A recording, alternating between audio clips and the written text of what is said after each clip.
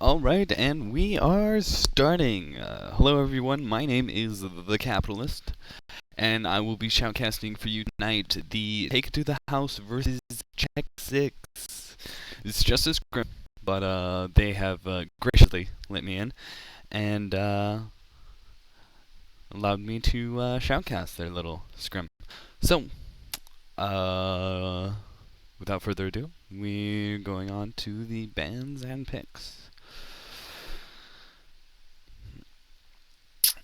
So apparently, I wasn't there for the last game, but Check 6 actually beat T7H um, last last time, and so this is round two. Round two. Since I DC. T7H, relatively new team. It's what it is a couple members from ASR and Sexy over there. Sexy, non-Vidius. Non-Vidius actually an old friend of mine from back in the Dota days when we used to play for SRP together. Good times. Good guy. He's excellent player. Knows his shit. So bans going up so far. Check 6 starting out with the a ban on Kronos. Pretty standard ban. Kronos is definitely up there in the has such a strong carry potential. It's interesting how Han's game is right now. Typically most bans are for heroes that are more nuke orientated, magic armor reduction, that sort of thing. Except for just Kronos is typically the only carry that's really banned a whole lot. T7H banning Hellbringer. Hellbringer, of course, another very standard ban. Having that. Sorry, I'm gonna make a conscious effort not to do any smacking. I seem to have a obsession with doing that. When I listen over the replays, it bugs the shit out of me. So, anyway, Hellbringer with that magic armor reduction, life void. That thing is amazing. Hellbringer can bait very well, and then turn around, throw that void on someone, and if a teammate just nukes that person, he just gains all this health back. And so that magic armor reduction is incredible.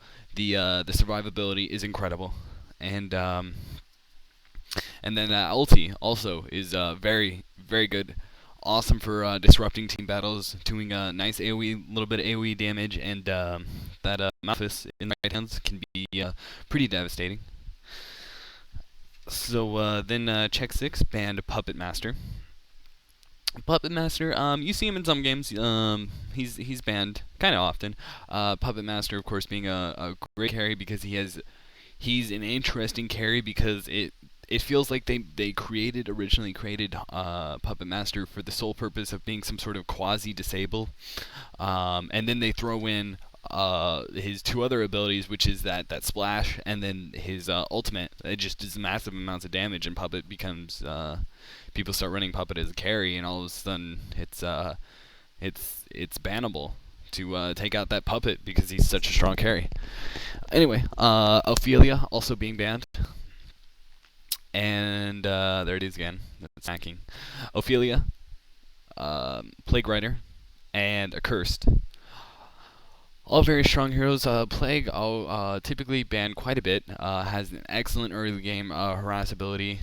His ability to deny creeps while gaining back mana is very good. And then his ultimate can just tear teams apart if used at the right times. Accursed, of course, always banned because he has just such an excellent heal ability. You know, giving 550 health almost instantly to an allied hero is just incredible. Anyway, so going on to the picks, we had Blacksmith. First pick, Blacksmith by Check 6. And then T7H countered with a Demented Shaman Pesty. So Blacksmith is picked quite often. Not necessarily a always a first pick, but he is in most games. Flaming Hammer being an excellent, one of his greatest abilities, being able to take away magic armor while doing damage and slowing the hero. And then his Frenzy is just excellent late game for helping a carry. And of course, multicast. Multicast dominating once he gets level 6. He's pretty much guaranteed to get some form of multicast. Most fireballs. Anyway, so Pestilence, Demented Shaman for T7H, and then Check 6 picked Slither Vindicator. So interesting picks there. So talk about those a little bit later. And then T7H going Magnus Soul Stealer. So Soul Stealer being their carry, and Magnus just being a great ganking hero all around.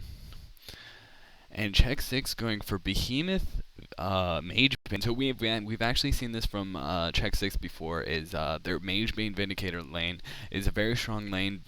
Vindicator running that babysitter role is just incredibly good. He's an interesting babysitter in that he's very offensive. He's he doesn't last very long, and he can't heal his carry that he's laning with, but he's very offensive. Being able to take out the other team's mana fairly quickly, forcing them to use skills, and then Mage Bane will just be able to free farm. He's going to get an auto attack, but he's not going to die from it. He's not going to get any nukes. He shouldn't be getting nuked because Vindicator should have already taken out most of his mana. And then T7H actually running Engineer. Engineer kind of a wild card sometimes. Engineer can make or break a team. Anyway, so we're gonna see readies up, and hopefully they don't start because I'd like to keep talking. Of course I would. Anyway, Engineer, his energy field is just so incredibly powerful. But a good team will target that static static field, whatever little thing's called, the modular, and take it out for before match. But still dominance. So as long as Check 6 focuses on that modulator before it does too much damage during these team battles, they should do relatively well. So right now we're seeing Engineer possibly going top. It's going to be Engineer Magnus top, followed by Soul Stealer, solo mid, very common. So we're seeing pretty common laning here, and then Demented Shaman, Pesty, another very common lane. So T7H running some fairly typical lanes that you see pretty much all the time. And pause being called out, which is excellent. I love pauses. Anyway, so Demented Shaman Pestilence lane, just always, you see this so often. That's because Pestilence has that sprint stun. He gets close to the enemy, he gets that AoE stun, and then it's followed up by Demented Shaman being able to get his heal off and just doing so much damage from it. Demented Shaman easily being in my opinion, the single best babysitter in the game. His heal is great. He has such great offensive abilities that allow his carry typically to get a lot of kills, and his blue balls of death are just excellent harassing. Blue balls of death, of course, referring to his auto attack. He has great base attack damage and awesome range. So a lot of really good harassment by Demented Shaman. Might see some sort of fight over the rune here. Looks like they're hoping that they're going to see some sort of fight here, and Slither's going to come from behind. They're going to try and get something off. Slither possibly going to get caught out by Demented Shaman. No, he's just there to ward. Interesting ward spot. I haven't actually seen that ward spot before, so I'm not sure if it'll actually work or not. Maybe it was a misclick, but I doubt it. Typically you have to have something occupying the field of the neutral creeps, but we'll see if it works. And it does. There it is.